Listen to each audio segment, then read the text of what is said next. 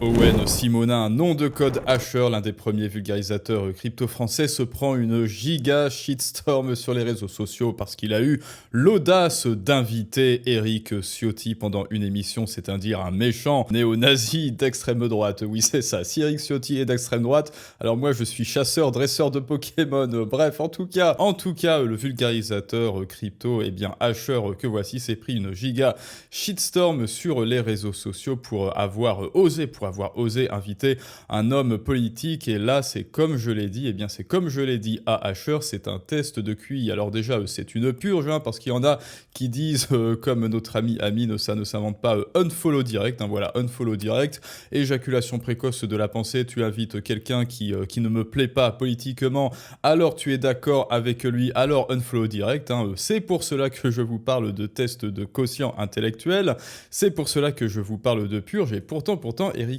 Ciotti, d'ailleurs, bah voilà, notre ami Owen, ne disent absolument rien en termes de politique. Il n'y a aucun parti pris, même pas Eric Ciotti qui pourrait en profiter un petit peu pour prêcher pour sa chapelle. Eh ben non, il reste dans les clous, il reste juste sur le sujet Bitcoin, crypto-monnaie, gouvernance, souveraineté, etc., etc.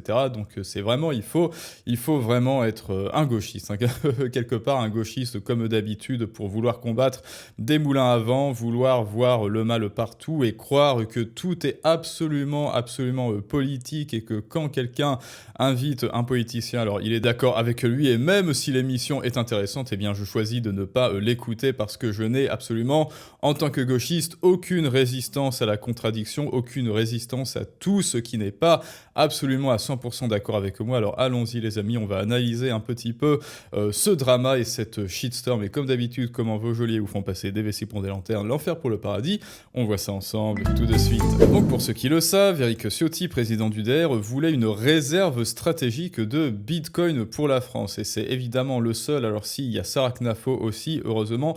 Sarah Knafo, l'un des seuls politiciens français qui parle de Bitcoin. Il y avait aussi la mère Marine, je crois, mais ça alors. Jamais personne à la LFI, au Parti Socialiste n'en parle.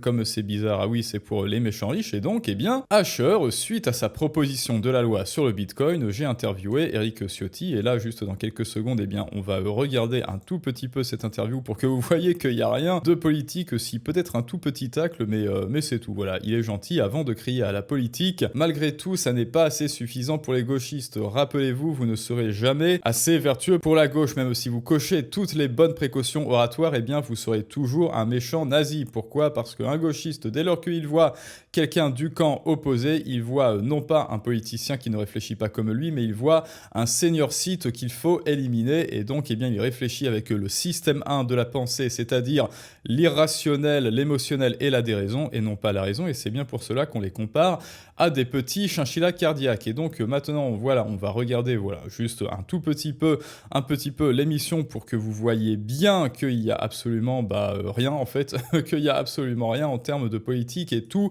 en termes de finances. Pourquoi maintenant ? Pourquoi est-ce qu'on a attendu 2025 pour avoir un texte complet qui s'intéresse aux vraies problématiques du monde de la crypto ? Parce que je crois qu'on est au croisement de plusieurs enjeux. D'abord, nous sommes au cœur d'une crise budgétaire majeure.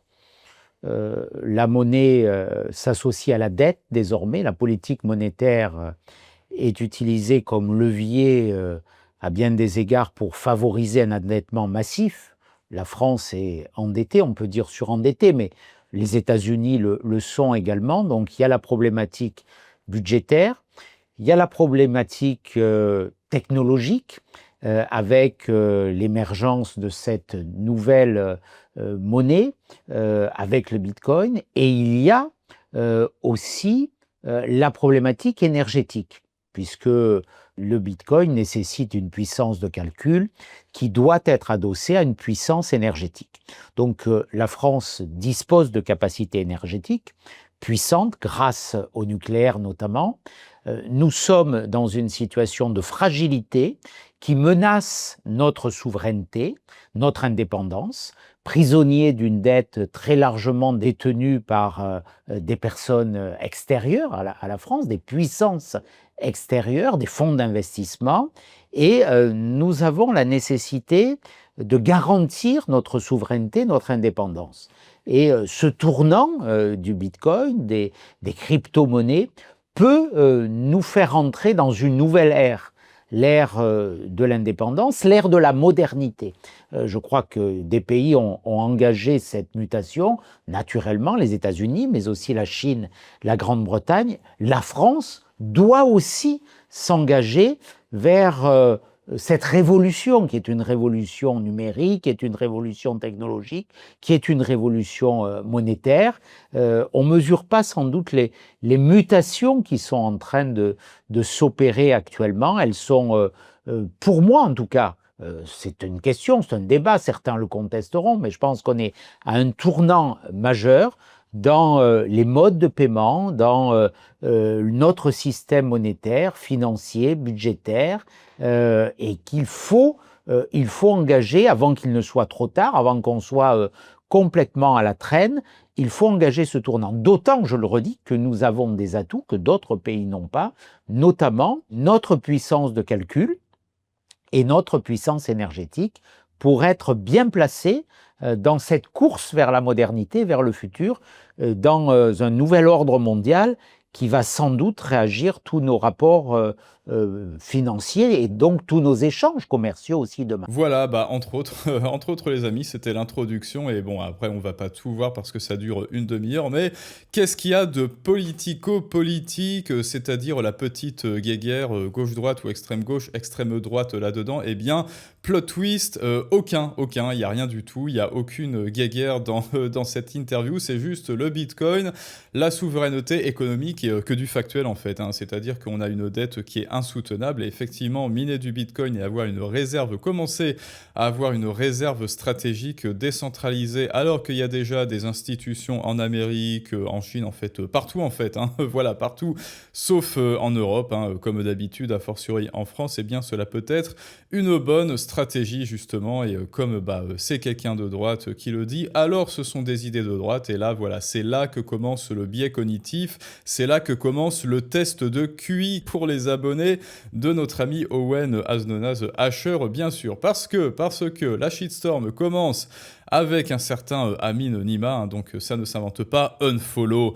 direct, tu as choisi le plus con et le plus raciste, bravo. Alors non, ça n'est pas le plus con et le plus raciste, c'est juste qu'il est à la droite de la LFI, alors il est forcément con et raciste pour toi. Eh ben écoute, demande à Delogu, voilà, demande à Delogu de venir voir Owen, demande à Massy de Panot, demande à Mélenchon, tiens voilà, demande à Jean-Luc Mélenchon de parler du Bitcoin. Non, il veut pas, oh comme c'est bizarre, eh ben tant qu'ils ne voudront pas, tant que ton parti, tant que tes dieux, j'ai envie de dire, tant que les cadres des gens que tu vénères à la LFI ne voudront pas, eh bien c'est Éric Ciotti qui s'emparera du sujet et tu ne peux que t'en prendre à ces fameux cadres de LFI. Vous finissez toujours comme ça, les influenceurs business, toi l'archevêque, toujours un tournant politique à la con. Non, c'est juste que c'est lié en fait. Hein. En quoi? À partir de quand Mélenchon a-t-il encouragé le business en France? À partir de quand il a encouragé Éric l'archevêque à continuer Ledger? À partir de quand est-ce qu'il a dit c'est trop bien l'archevêque, vous êtes vraiment à la pointe de la technologie en France, s'il vous plaît, on va vous subventionner, on va vous encourager,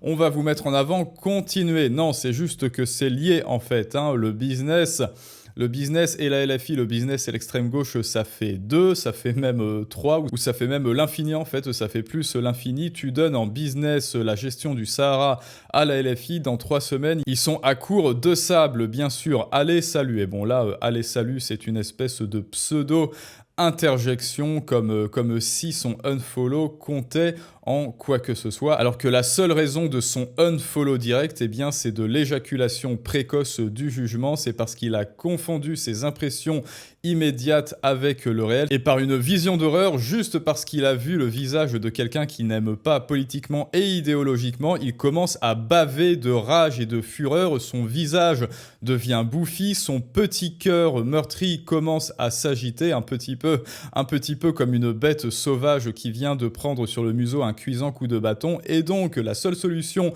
en tant que bête folle, eh bien c'est soit la lutte, soit la fuite, hein.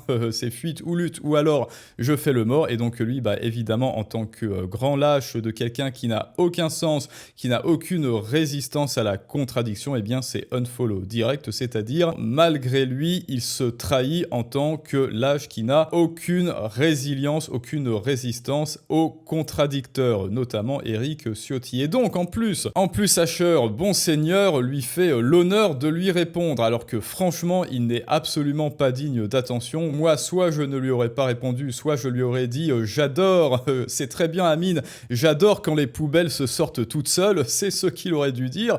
Eh bien non, Asher dit je comprends ta réaction, donc il est compréhensif Asher, il n'est pas dans le clash, mais le but n'est pas de faire de la politique.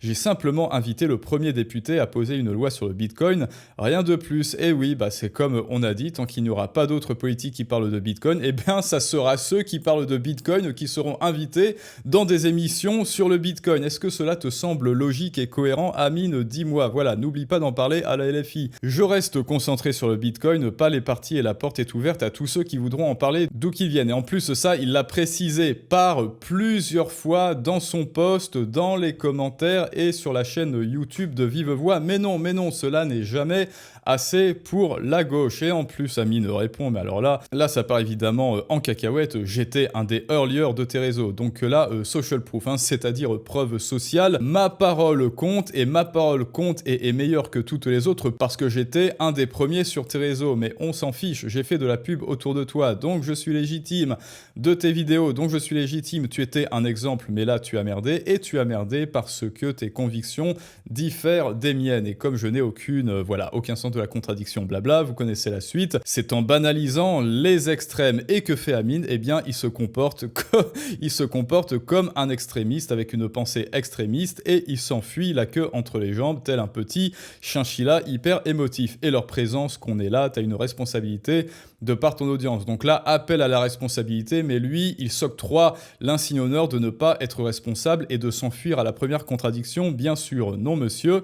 Et en plus, il est poli, Asher, il s'en fiche. Non monsieur, je ne suis pas d'accord. Navré que cela vous déplaise, mais vous analysez mal mes intentions, soyons honnêtes. Mais est-ce que tu t'en rends compte, Asher, qu'il ne t'écoute pas pour écouter les autres? Il faut être dans le raisonnable et dans le rationnel. Dès lors que tu t'adresses à un chinchilla hyper émotif, dès lors que tu t'adresses à quelqu'un qui n'écoute que ses émotions, eh bien, il ne t'écoute pas, il écoute ses émotions, justement. Il écoute son ventre, et son ventre lui dit méchant Asher, méchant extrémiste qui a invité méchant Hitler Ciotti. Quand j'inviterai un opposé politique à Ciotti, donc en plus là il lui donne des gages de charité intellectuelle et de bienveillance. Et ces gages de charité intellectuelle et de bienveillance sont-ils rendus à Asher? Plot twist, non, et vous le voyez, ça continue et ça continue. Et évidemment, Amine n'écoute que ses tripes parce qu'il ne peut faire que ça. Non pas qu'il a choisi d'écouter ses tripes, non pas qu'il a choisi d'écouter ce qu'il le ressent, mais il n'a pas le choix. C'est évidemment encore et toujours la fable des raisins trop mûrs. Et là, vous le voyez, il se prend évidemment une shitstorm. Ouh là là, je vais écouter, mais je pense que tu viens de faire une énorme boulette en mettant en avant ce gars, etc. Heureusement, il y a peut-être une voix de la raison. Bon alors déjà, notre ami Victor Ferry, que l'on embrasse, assume enfin. Tu crois que les gauchistes vont s'excuser avant de te voler ce qui reste? Plot twist, non, pas du tout. Et Nicolas de c'est un signe. Ne t'excuse pas, Owen, c'est la pire chose que tu pourrais faire. Comme Thibaut InShape d'ailleurs, tu ne seras jamais assez pieux et vertueux pour la gauche, et ils te demanderont indéfiniment de t'incliner toujours plus bas pour t'excuser. Tu as une contrition spontanée. En faisant ça, tu te feras également détester de la droite en passant pour un people pleaser qui n'assume pas. C'est tant mieux si des éjaculateurs précoces du jugement te unfollow direct, entre parenthèses. Inviter des politiques pour parler Bitcoin sans forcément adhérer à sa politique, c'est un test de QI pour les abonnés. Conclusion, ne cède jamais. Et vous les amis, qu'est-ce que vous pensez bien alors de ce drama, mais surtout du Bitcoin et de l'invitation courtoise de Éric Ciotti qui veut pour la France une réserve stratégique pour de la souveraineté et pour de la confidentialité, et surtout redevenir justement souverain dominant sur notre dette et sur nos économies. Et je te rappelle que si toi aussi tu en as marre de te faire piquer le fruit de ton travail et que tu veux également redevenir souverain de ton propre trésor, souverain de ton argent, argent et que tu ne veux plus le laisser aux mains des parasites du haut, tout comme aux parasites du bas, eh bien tu le sais, il faut que tu deviennes un rebelle financier, un outsider. Et pour cela, il y a la nouvelle masterclass vidéo Outsider financier. Reprends ton argent en main en description et en commentaire. N'oublie pas non plus de liker, de commenter, de partager, de booster aussi et de rejoindre le canal Telegram. Plus on est de fous, plus on rit. Et je vous dis à tous à très bientôt pour un prochain storytelling du monde moderne. Mais ça, c'est une autre histoire.